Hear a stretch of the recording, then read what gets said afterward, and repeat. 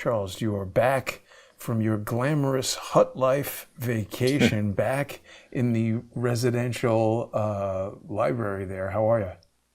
Actually, I'm in the residential workspace, but I'm Sorry. great. And it's okay. I was briefly, I was in Thailand, and there's a place. It's spelled Krabi, Krabi. And actually, the airport is very nice. And the process of getting in and out of Thailand through Krabi is very straightforward. I had read about a place called AO and then Nang, Nang Beach, and I booked into a hotel that was supposedly, a short walk downhill to the beach. And when I got there, it was raining like hell. It rained the whole time I was there, so I cut my trip back. And it was a collection of huts. I mean, the huts were nice, but there was no main building, there was no restaurant.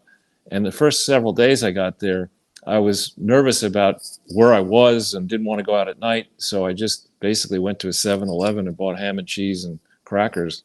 And that's what I had for dinner until it took me a while to figure out that if I walk the other way, I get down to the beach. And it's really beautiful. Um, it's a shame. You see, the pictures you're showing are quite accurate. That's what it looks like, the main portion of the beach out to these strange islands. And all along Anang Beach for miles, it turns out there were winding roads with shops and hotels, and there's actually several roads behind the beach road. So it's a place where, in good weather, you could really live a great life. If you want to be a backpacker, you could live for nothing. Um, I went out for a pretty nice, in the cheap part, away from the beach. I went out for a pretty nice meal, and it cost me $3.25 with tip. Which is That's you amazing. can't even get. Can you get? Is that a subway fare now? I don't even know if the Well, subways no, that cheap. Mamdani is going to make it free. He's friends with Trump now. Or no, today he said Yeah, right. Trump is still a autocrat and a dictator, and he's not friends with Trump. So we'll see what happens with that. Well, People are going. we'll see how he does. Trump Zero Hedge claims that Trump is going to designate Muslim Brotherhood and all of its satellite organizations as a foreign terrorist organization. We'll see how well Mamdani does after that. Indeed, we will. I wonder if they're going to bother investigating how he got elected mayor, but that's for another day. Charles, there's all kinds of news going on now where, Candace Owens is saying that France is trying to assassinate her. By the way, you being in Thailand, people are going to think that, there was a rumor going around that I had John Cullen assassinated. That's not true. He's still alive as far as I know. But Candace Owens, she is saying that she has information that she's going to be assassinated by the French government. I don't know if that's true or not, but we've got some information today. You were first out of the gate, as far as I know, Charles, talking about the details of the financial questions surrounding Turning Point USA and some of these related 501c4. There's that endowment. There's like 3 or 4 different Turning Point things. Now we find that Candace Owens' Blexit was folded into that. She made a public comment the other day that she sold it to Turning Point. Right. There's a lot of weird stuff going on within Turning Point. What are we going to be talking about today? Well, this is going to surprise you because I don't think I've even told you that I would talk in this way. Um, this is one of the few times you're ever going to hear me say that Clintons are right about anything. Is when they talk about the vast right-wing conspiracy. It's not really a right-wing conspiracy, but there is a vast conspiracy involving people, and I'm not saying Richard Viguerie specifically, but he was a pioneer, and he's an old man now, if he's still alive. He was a pioneer in using old-fashioned mailing lists to assemble, a target list of people who would likely contribute to causes that sounded like they were right-leaning, and then just aggressively use the benefits of the postal system. If you're a charity, a legitimate charity, you can get, or you used to be able to get, reduced rate postage. So you could send out these, old-fashioned letter blasts to people you had groomed over time, or you determined over time were likely to support right-leaning causes, and in would come lots and lots of cash. I experienced this firsthand. Remember that the Republican Party, there was a battle, and there may still be a battle for the soul of the Republican Party that was, in theory, won by the California conservatives when Reagan was elected inaugurated in January 20th, 1981. So you have supposed right-leaning, hard right-leaning, generally religious, generally pro-gun ownership rights people, and Viguerie and his allies created this mini industry with Regnery, I think it's pronounced Regnery Publishing, Young Americans for Freedom, a whole bunch of charities that have right-leaning names, went down the garden path, first using postage, and then in the internet age, using email blasts to raise gobs and gobs of money. One prime example of that would be Tom Fitton, who today sits, I don't know how many emails you get from Tom Fitton on a daily basis. Mine all go to the, not spam, but to the promotions section, which I never look at in my email. But, he's got, I think, $500 million in Judicial Watch now, which is a substantial amount of money. I mean, there aren't many corporations, private businesses that have $500 million in physical property and investments out of sending these blast emails around saying you need more money because $500 million isn't enough. So why I open in this way, there are people guilty of this on the left as well. Somebody put my email in with a fake name. I forget, Charisse something or other instead of Charles Ortel, but my email, and I was getting, just tons and tons of emails from Organizing for Action and all these bullshit left-leaning things. But anyway, whether you're left-leaning or right-leaning, there's a bright line with a charity that is, you can't use a charity, in theory you're not supposed to use a charity, to create substantial private benefits for the promoters of the charity, for key people in the charity, for the members of the key people's family. And you're supposed to disclose in your public filings any such relationships. And unfortunately, for people who care about charities like you and like me and others, people on the right and the left do this. They use a charity to, let's say, fund the marketing expenses, which can be pretty high, to find customers for their political consulting business, for their general consulting business, for speech making, for whatever, for selling merchandise. And they do this in nefarious ways. So, one example of this would be, for example, the Schlapper at American Conservative Union and the American Conservative Union Foundation. The Schlapper has built a nice life for himself. He has, I think his address is publicly known. It's a mansion.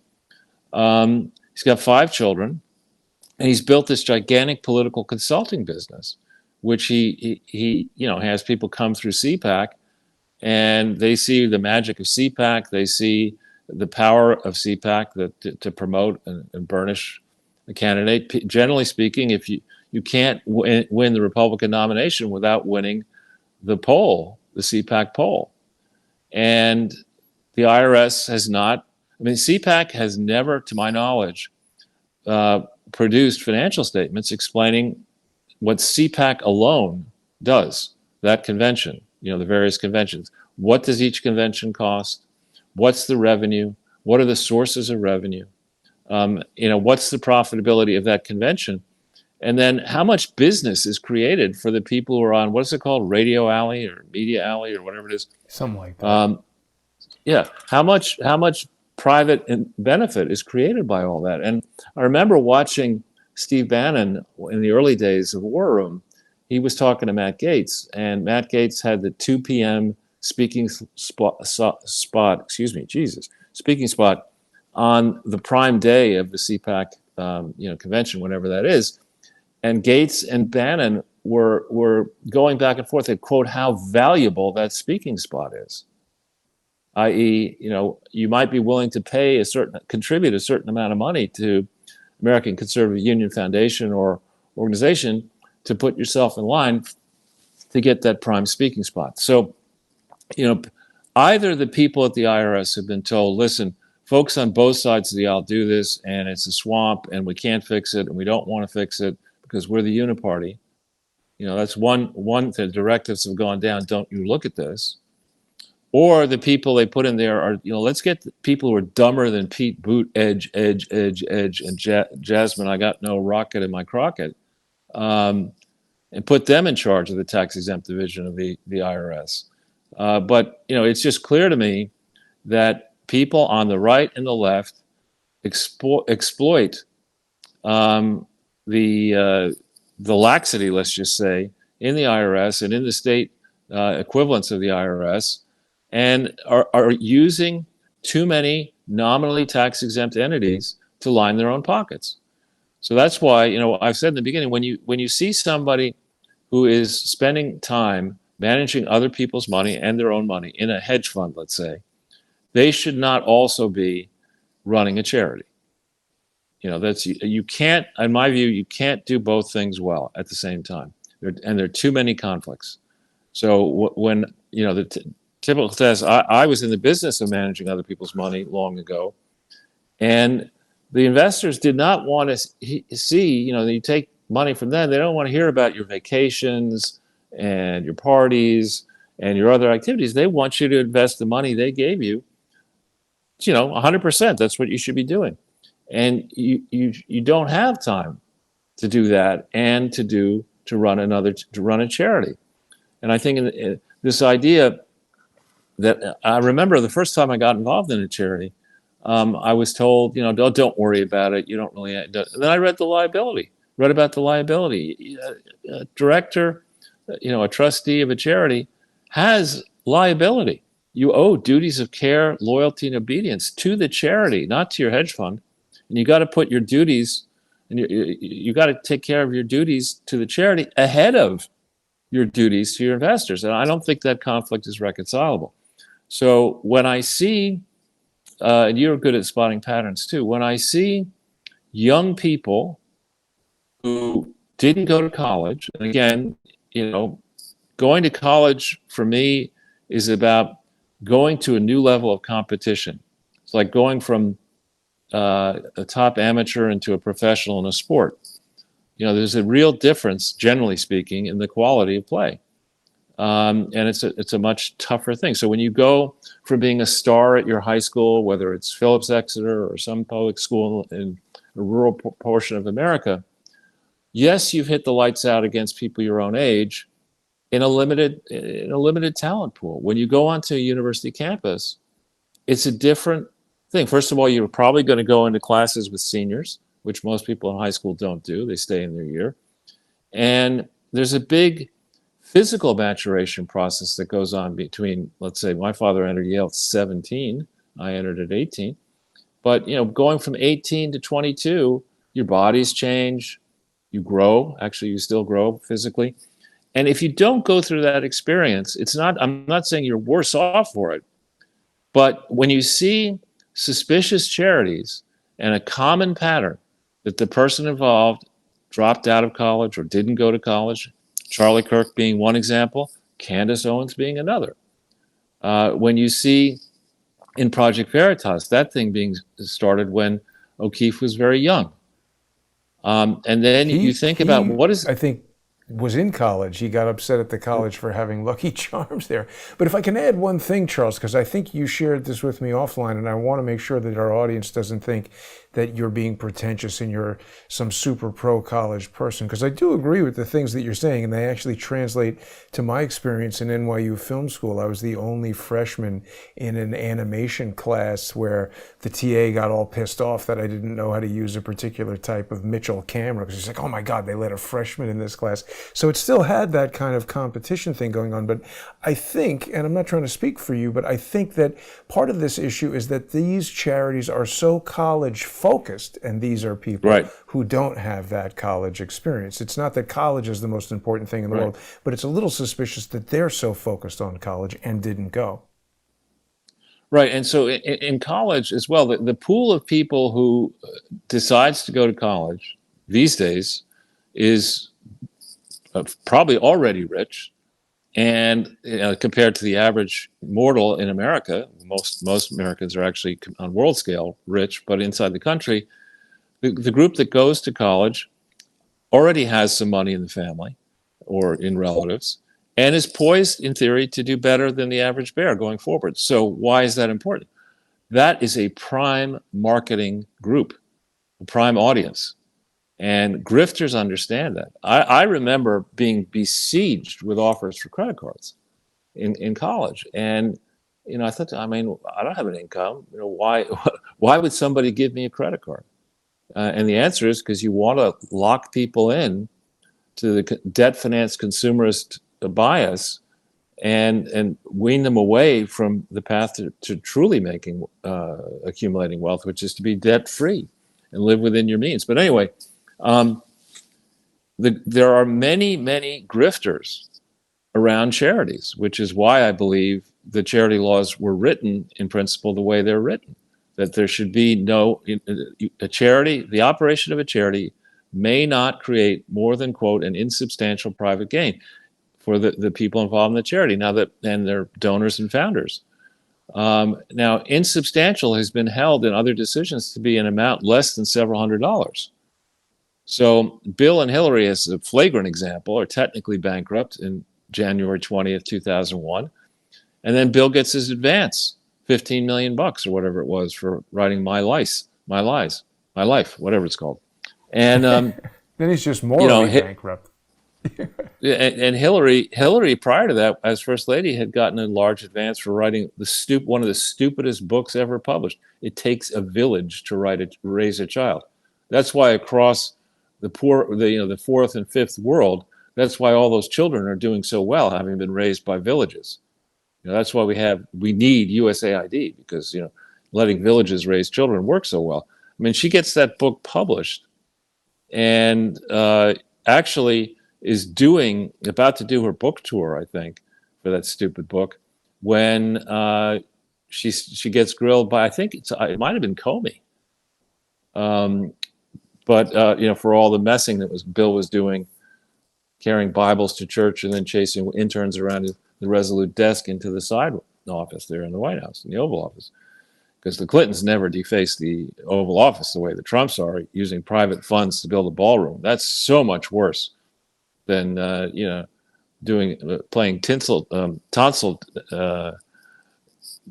tango or worse in the Oval Office with a very young intern.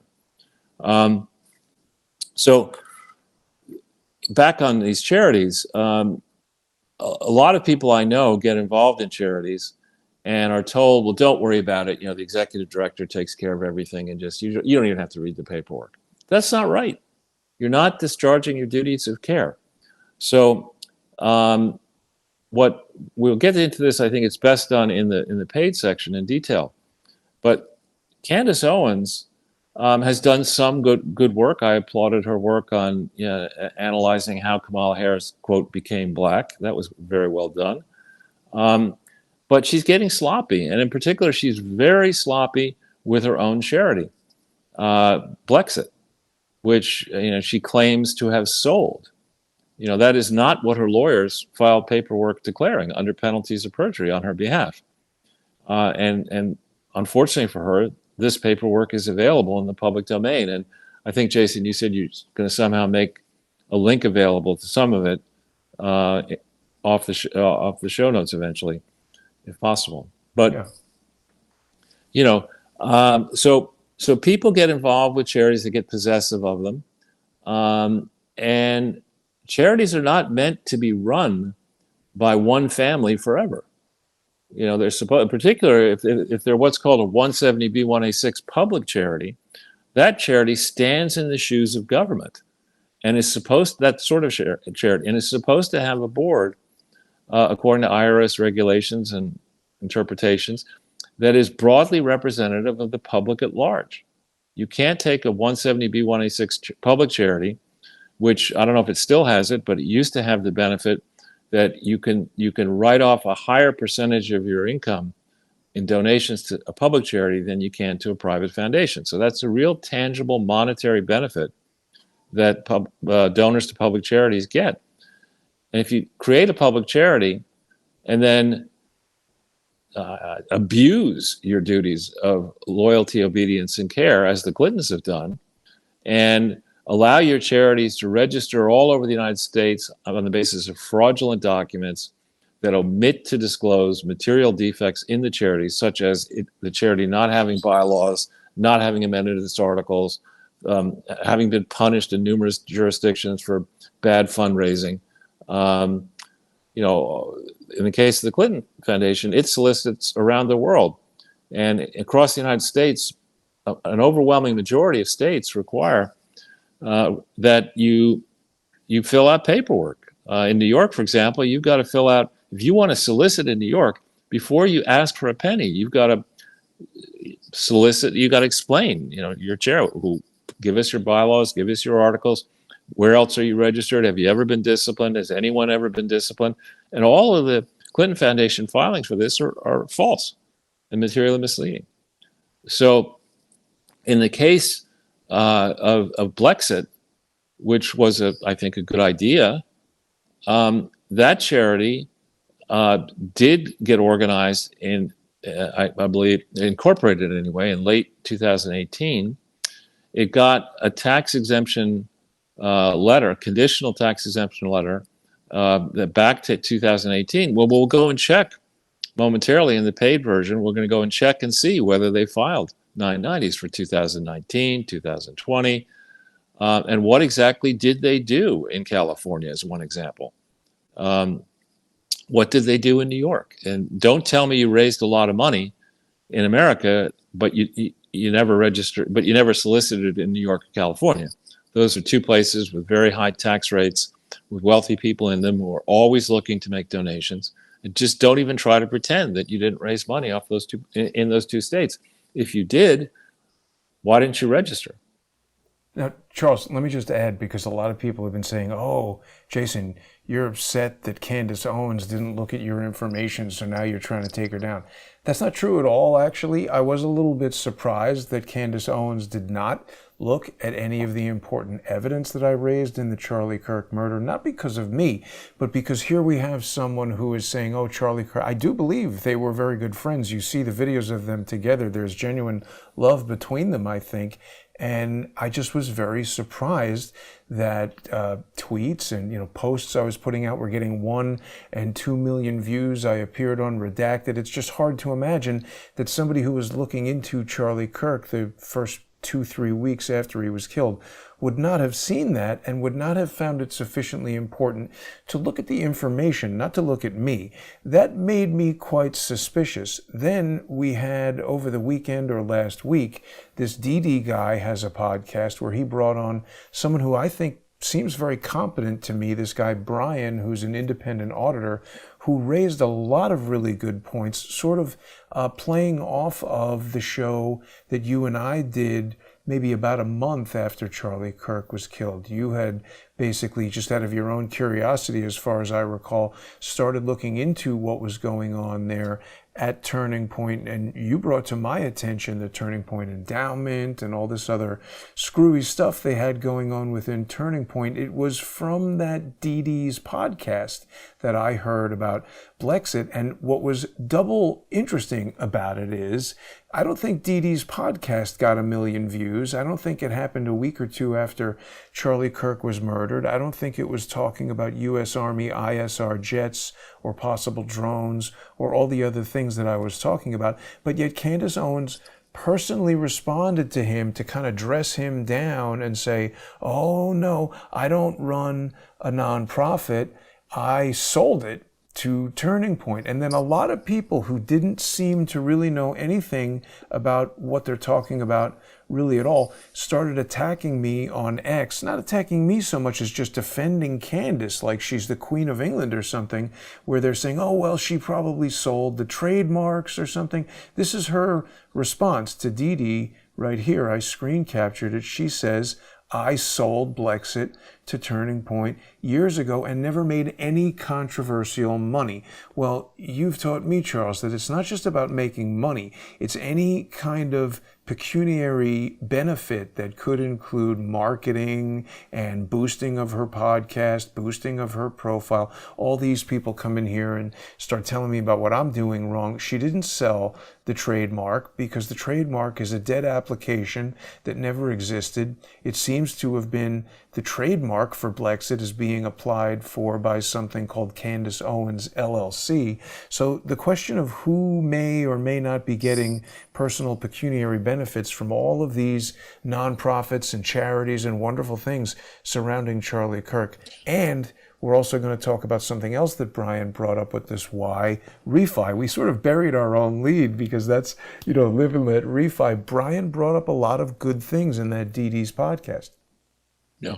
Well, just on that subject, drilling into it a little further, if you're already rich, you'd rather have expense reimbursement than additional income because your additional income is going to be taxed at a very high rate. So for the Clinton family to have sprawling office space and chiefs of staff and cronies who otherwise would have to be paid out of a company or out of their personal pockets, employed by the Bill, Hillary, and Chelsea Clinton Foundation and its slew of satellites, is enormously valuable, right? And Chelsea Clinton, in any real assessment of who ought to lead the Clinton Foundation after Bill and after Hillary go, it's not Chelsea. No. Right? I mean, she's had, yes, it's, poor little Chelsea had to be raised in the White House. Her own bowling it was just such a burden going to Sidwell Fred School and then Stanford. And yes, it must have been tough to find her dad on Easter Sunday when he's out there back at the White House, chasing interns around the Oval Office. But, these are not strong arguments for putting somebody in charge of a sprawling charity that, if Chelsea, I gave her a chance here long ago. I said, if she's actually a decent person, she would go into her parents and say, listen, it's me or the charity.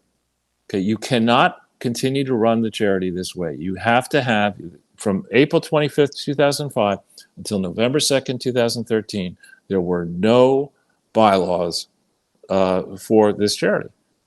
From October 23rd, 1997 until June 9th, 2006, there were no audits.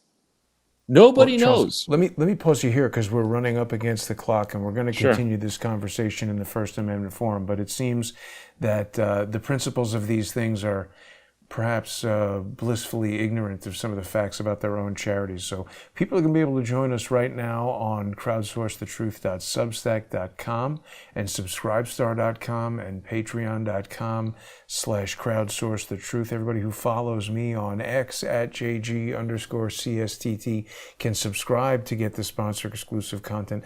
Also, that slew of satellites, Charles, isn't Satellite Slew won the Kentucky Derby or something like that? We'll Seattle be right slew. back. We'll talk about that some more.